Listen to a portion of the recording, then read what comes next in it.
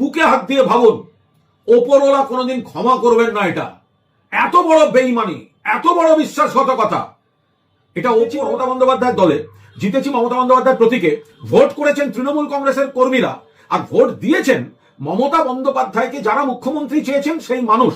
মাঝখান থেকে আমরা ভোটের পর বিরোধী দলে এসেছি, এখন সবার বিলম্বিত বিবেক জাগরণ হচ্ছে। তো যদি দল খারাপ হয়, যদি দম বন্ধ হয়, আমাদেরও কিছু বক্তব্য আছে, 100% আছে, অভিযোগ আছে, কিন্তু ভোটটায় আমরা বিরোধী পক্ষে আসার পর এখন কথা কেন? যদি দল খারাপ হয়, আপনি কেন প্রার্থী হয়েছিলেন? কেউ আপনাকে বলেছিল?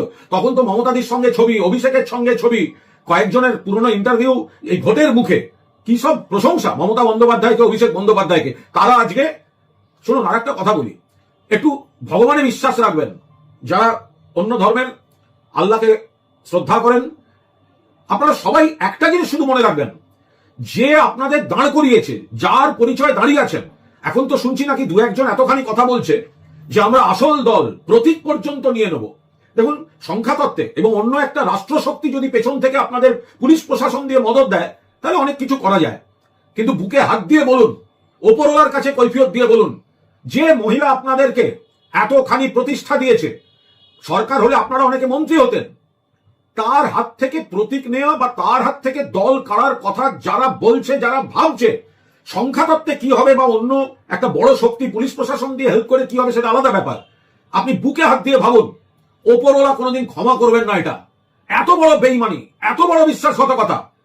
এটা ওপরওয়ালার আশীর্বাদ নেমে আসবে, ওপরওয়ালার আশীর্বাদ নেমে আসবে যদি আপনি বিশ্বাসঘাতকতা না করেন, যদি আপনি মূল্যবোধ, দায়বদ্ধতা দেখান, কৃতজ্ঞতা দেখান মাননীয় নেত্রীর প্রতি। অসুবিধা থাকলে, ক্ষোভ থাকলে 100 বার বলবেন, কিন্তু ওপরওয়ালা আশীর্বাদ নয়, অভিশাপ দেবেন। যদি যিনি সৃষ্টি করেছেন, আমরা আজকে বিধানসভার ভবনটায় যেতে পেরেছি, আমাদেরকে এমএলএ করেছেন বলে মমতা বন্দ্যোপাধ্যায়। আমরা সংসদে যেতে পেরেছি, সংসদে মমতা বন্দ্যোপাধ্যায় সংসদ করেছেন। আজকে আমরা বলছি দল কেড়ে নেবো, সিম্বল কেড়ে নেবো। মায়ের কাছ থেকে কেড়ে নেবেন, যেটা দলটাকে জন্ম দিয়েছেন, যার স্ট্রাগল থেকে জন্ম হয়েছে। হ্যাঁ, তার মধ্যে ঝগড়া হতে পারে, বিভেদ হতে পারে, সব হতে পারে। ওপরওয়ালা ক্ষমা করবেন না। আর যদি এত বড় নেতা হন আপনারা, এত বড় বড় কথা, অন্য দলের মদত নিয়ে বড় বড় কথা না বলে, প্রতীক অন্য তৃণমূলের প্রতীকে মমতাদির ছবি দিয়ে জিতেছেন, তৃণমূলের কর্মীরা ভোট করেছেন, মমতাদিকে যারা ভালোবাসেন তারা আপনাকে ভোট দিয়েছেন। আপনি একা একা ডিসিশন নেওয়ার আগে যদি ক্ষমতা থাকে, প্রত্যেকের এলাকায় কর্মী সভা ডাকুন, কর্মী সভা ডেকে মানুষের মতামত নিন। আপনার এই বিশ্বাসঘাতকতা যদি মানুষ অ্যালাউ করে, করবেন, কিন্তু মানুষের মতামত নিন। মানুষ যদি বলেন, কর্মীরা যদি বলেন তৃণমূলের সঙ্গে থাকতে, দিদির সঙ্গে থাকতে, কর্মীদের বক্তব্যকে সম্মান দেবেন। জয় বাংলা।